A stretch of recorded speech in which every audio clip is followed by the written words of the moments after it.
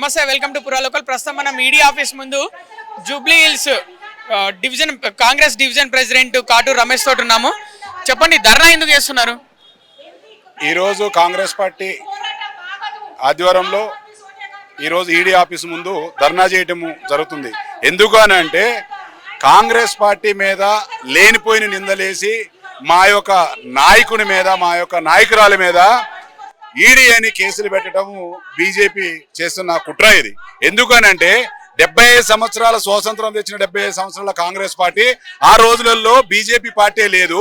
ఈ రోజు వచ్చి కాంగ్రెస్ పార్టీ వాళ్ళ మీద కేసులు వేయడం ఎంతకాడికి ఇది దుర్మార్గం అని మేము ఖండిస్తున్నాము. ఎందుకనంటే మొన్న ఏదైతే అహ్మదాబాద్ లో కాంగ్రెస్ పార్టీ పిన్నెర పార్టీ ఏదైతే పెట్టిందో ఆ క్రమంలో బీజేపీ వాళ్ళు భయపడి ఇది ఈ రకంగా అయితే కాదు, ఖచ్చితంగా ఉన్నత నాయకుల మీద కేసులు ఏదో విధంగా అయితే వేయాలని ఒక దుర్మార్గంతో ఈ రోజు మా నాయకుడు రాహుల్ గాంధీ, మా ప్రియతమ నాయకురాలు సోనియా గాంధీ మీద ఏదైతే కేసులు పెట్టారో ఇది దుర్మార్గం అని ఖండిస్తున్నారు. ఎందుకని అంటే ఈ రోజు మన గత ఎలక్షన్ లో యావత్ ఇండియాలోనే కులగణన జరగాలని రాహుల్ గాంధీ ఏదైతే నిర్ణయం తీసుకున్నాడో ఆ నిర్ణయాన్ని కట్టుబడి ఈ రోజు తెలంగాణ రాష్ట్రంలో కులగణన చేస్తే ఇది ఓరవలేకనే ఈ రోజు కాంగ్రెస్ పార్టీ మీద బీజేపీ నాయకులు ఈ రకంగా కేసులు పెట్టడం చాలా దుర్మార్గం. ఇది ఖచ్చితంగా యావత్ తెలంగాణలో ఉన్న నాయకులు, ఇండియాలో ఉన్నా కూడా అందరూ కూడా దీన్ని ఖండించి తీవ్రమైన పరిమాణం తేవాలని బీజేపీ నాయకులకు హెచ్చరిస్తున్నాం.